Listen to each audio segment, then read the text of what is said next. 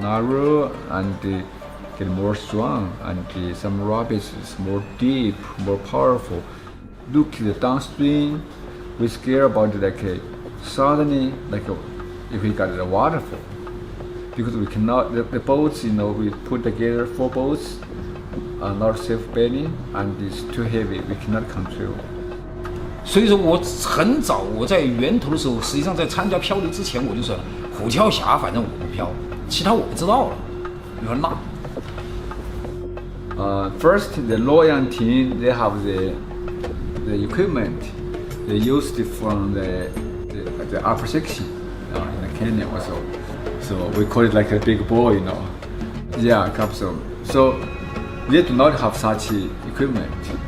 They send the message, the factory in Chongqing asked them to order the one, big one. Before their equipment, the ball shipped in Tigerton Gorge, the Loyang team has already run the Tigerton Gorge.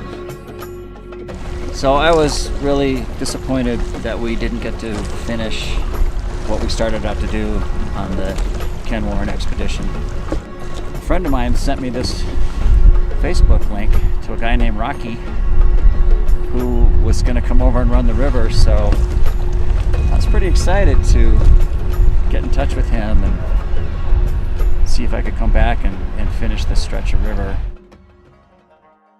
The mighty Yangtze, the world's third longest river, just a few hundred kilometers short of the Nile and Amazon.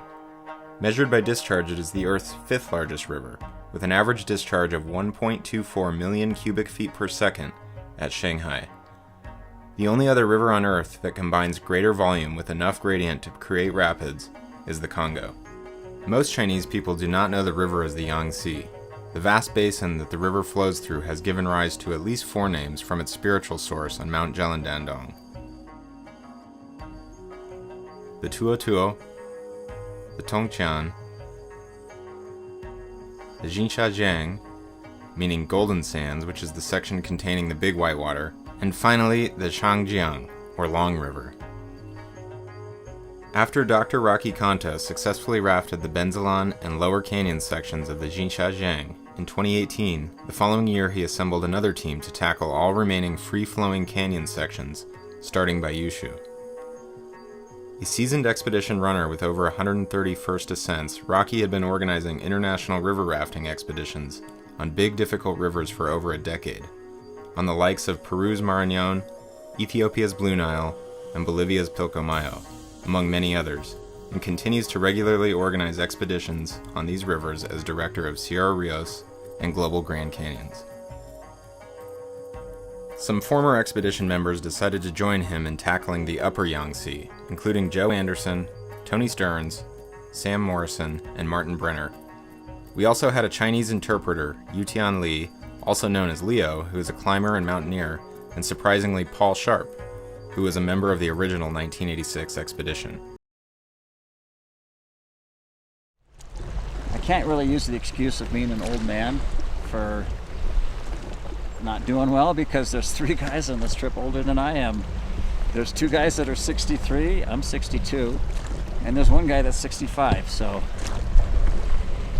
playing the old man card just doesn't fly, unfortunately.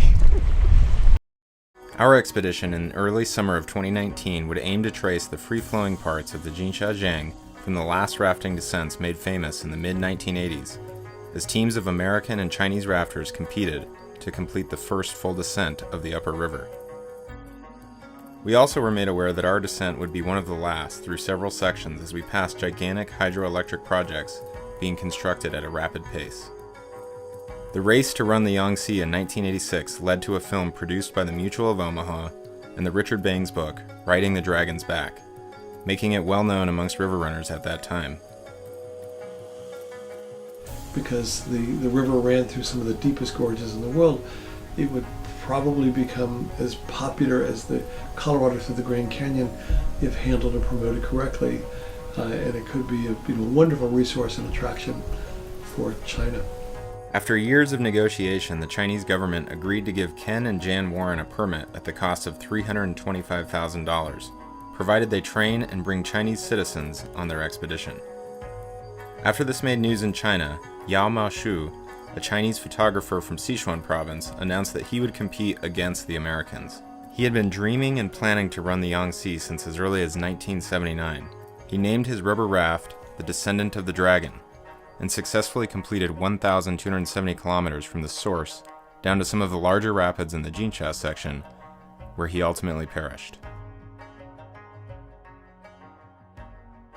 Our upper Jinsha trip began where the Tongqian River becomes the Jinsha Jiang near Yushu, Qinghai province, about 45 kilometers above the rapid where Yao Maoshu drowned. So we flew from Chengdu up to Yushu yesterday. Just kind of situated, had some nice dinner, went to bed and food in Yushu, and today we did a little bit of shopping in the morning. Found a van to take us out here to by Shiminda Bridge and coordinate our truck to come here. Unload all the gear at this little beach about a kilometer upstream. The higher altitude is affecting me. I took an acetazolamide to make me feel a little better. And the river has a good flow. Certainly a lot lower than the high water line that you see usually in July and August. But it's the average flow right now, this time of year, is probably around 300 cumex or about 10,000 CFS, and I'm guessing that's what it is. The guys at the gauging station say they can't tell us what the flow is. I don't know if they don't know if they're not permitted. So we're gonna get everything ready, go back up to Yushu, stay another night in the hotel, make sure everything's charged and everybody's happy. Pay somebody to watch the gear here overnight, and tomorrow we'll launch and try to make it about 30 to 40K downstream.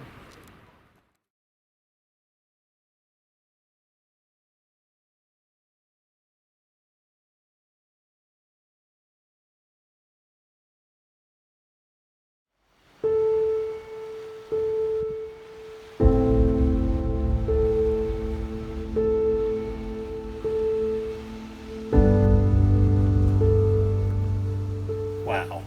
So amazing to be putting back on the river after 33 years. I was excited, but I had many unanswered questions, and they were increasingly troubling my mind.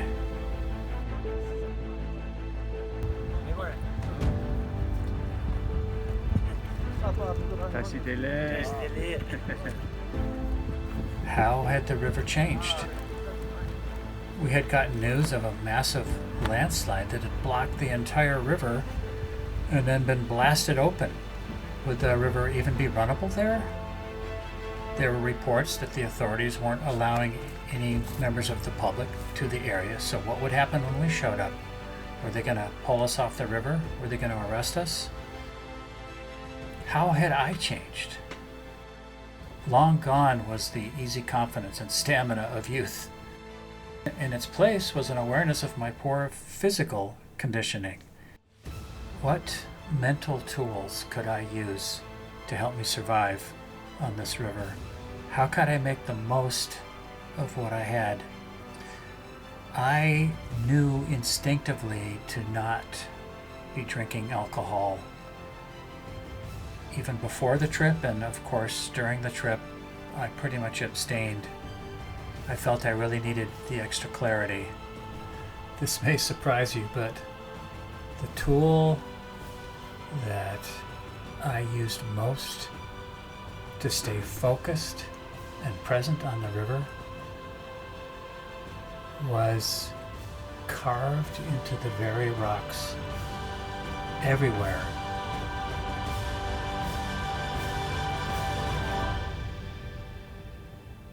It was the mantra Om Mani Padme Hum.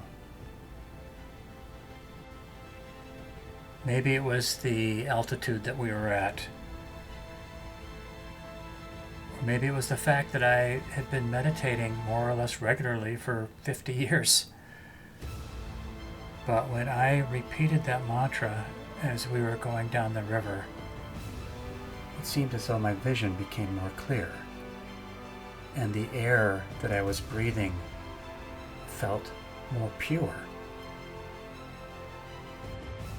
The sunlight, as it danced, reflected in the water, seemed to be more lively. The flow of the river itself felt like